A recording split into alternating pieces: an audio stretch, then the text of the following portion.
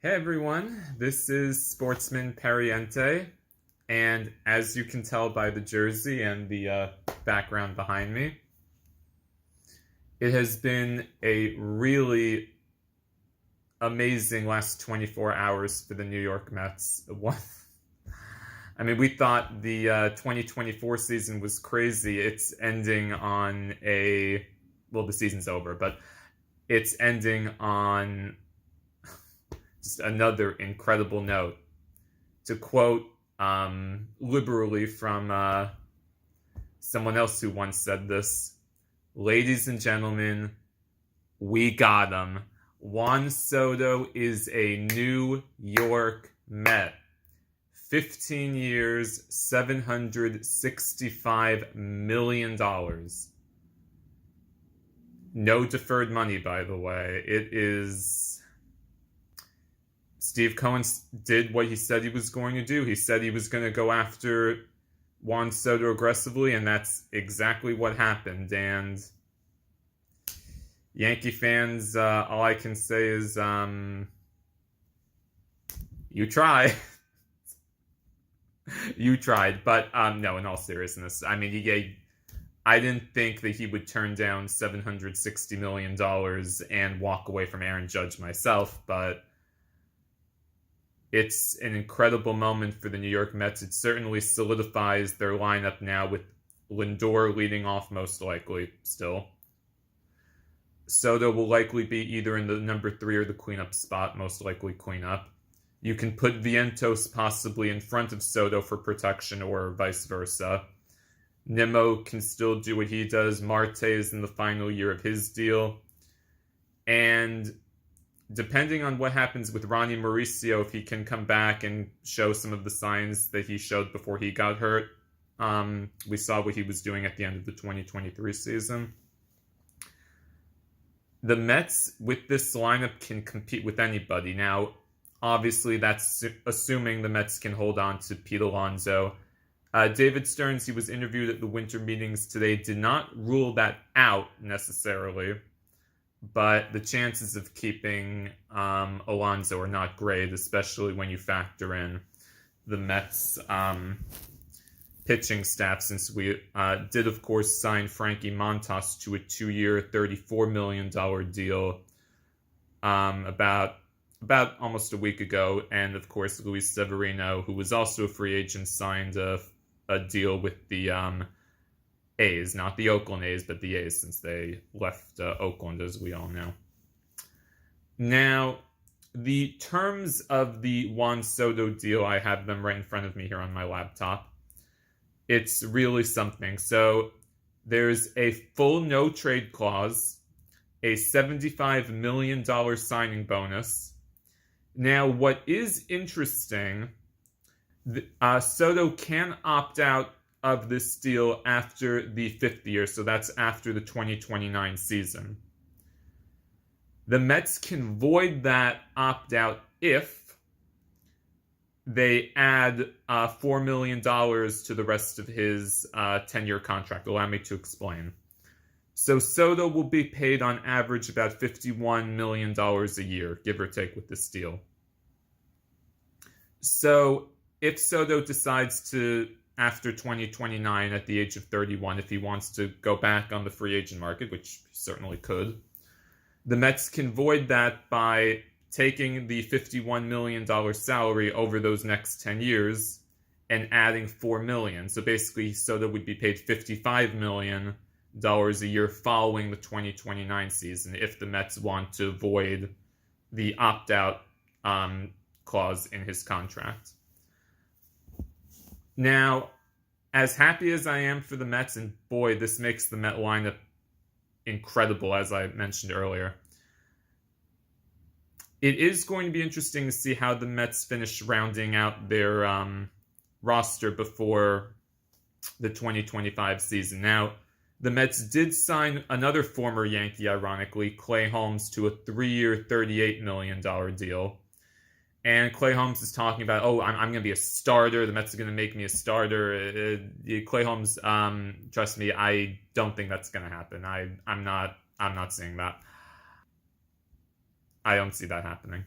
So right now, the Mets starting rotation, you have Kodai Senga, who of course is coming back from the arm issue he was dealing with, the calf strain he got against the Braves in his first game back. That was completely, you couldn't make that up, that happening. You have David Peterson. Sean Manaea is a free agent. He opted out of his deal. We don't know if the Mets will be able to keep him or not. That's another big wild card in this whole discussion. The Mets do have some arms. I believe I hope I'm getting this right. Mike Vasile, who's a AAA pitcher who's put up some pretty good numbers. He might be a candidate to fill in the back end of the rotation. Paul Blackburn, I'm trying to see, because I know he, of course, had to have surgery and miss the rest of the postseason.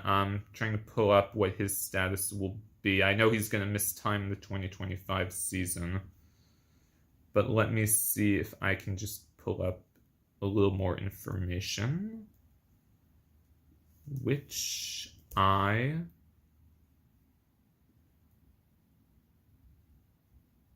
don't quite have in front of me. So I'm not sure if Blackburn has opted into his 2025 deal or what the status of that is, because obviously he's dealing with the spinal issue he was dealing with at the end of the season. So if the Mets can't keep Manaea, which might be, again, is going to be very tough because of the money we're still paying Soto and Lindor, etc.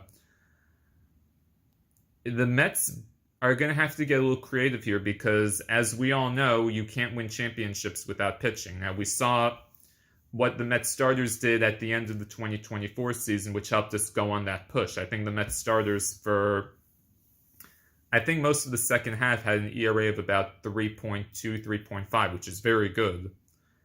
And you need starters to go deep, otherwise you burn out your bullpen by September. And the Mets, not every team can do what the Dodgers did in the postseason and survive. I don't want to see any bullpen games and all that. That's very, very risky if it doesn't work out. So I think the Mets definitely need to get another starter, whether that's free agency, whether that's a trade. Maybe they could move someone like a Jeff McNeil, maybe a Brett Beatty, see if they can shop them around, get a starter. But the Mets starting pitching right now is very thin, and it's going to be very tough, in my view, to compete with the Dodgers. I mean, they still have Yamamoto. Ohtani should be cleared to pitch on top of everything else, what he did last year. Now he's going to pitch because it's been a year or so since he had the Tommy John on his arm. So now Ohtani can give 30 starts at basically $2 million a year. As you can tell, the Ohtani deal has never sat well with me for numerous reasons. The Dodgers also are keeping Blake Trinan. So the Dodgers are still the biggest thorn, in my view, to the New York Mets as far as a championship in 2025. The Braves obviously are certainly still a threat. Philadelphia is certainly not going anywhere. They just, I think, signed a reliever today. I believe Romano, but I could be wrong. So are the Mets guaranteed to win a championship next year? No. Nothing is guaranteed, as I'm sure New York Jet fans can sympathize with. Everything is guaranteed once these signings are made. No, championships are not won on paper. Let's get that right out into the open. Championships are not won on paper. But this move certainly shows the Mets changing the culture, which is probably the biggest thing for me as a Met fan. I think we can all remember the Wilpon years when, Wilpons, no, can't afford him, can't go after that guy, can't pay him, can't do it. And then all the stuff you would hear about the Wilpons with the micromanaging, with things not being done right, poor communication, poor PR, poor everything with the Wilpons. It's such a night and day difference from what we see with Steve Cohen, Alex Cohen, their whole family. You really feel the Mets have, I don't want to say are changing their image, but there's such a different look at the Mets now than if you went back maybe 10 years, 11 years ago. It feels like the Mets are becoming a destination where free agents want to go. It's no longer like, the Mets. Why would we want to go there and deal with that? No, God, no, we're not. No, absolutely not.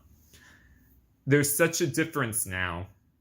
And that goes to what the front office is doing, to what management is doing. When you make your franchise a marquee place, people want to come and play for you. And we've seen that with the Lindor signing, what he's meant to the franchise. We've seen, I think last year, what Jose Iglesias, what Severino, what all those guys brought to the table to make last season maybe one of the best Mets seasons I've ever experienced. I'll put my age out there. I'm over 25. I'll say that.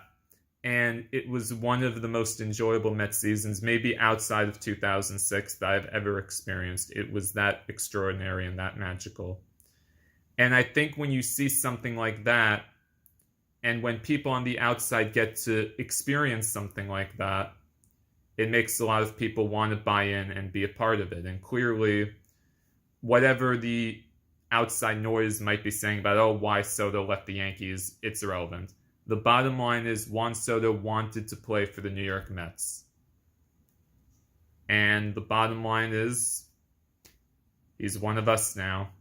And hopefully he and the rest of the New York Mets can play a part in ending the almost 40-year drought that we've had of winning a world championship.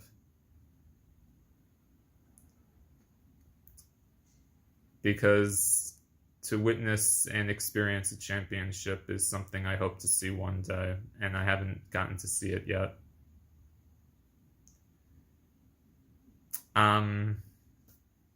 So anyway, that's my spiel on the Juan Soto's big decision. And for the New York Mets, for the first time in maybe a long time, the sun is truly rising on the New York Mets franchise.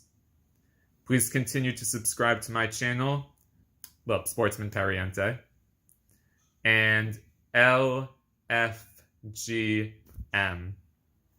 Let's go Mets.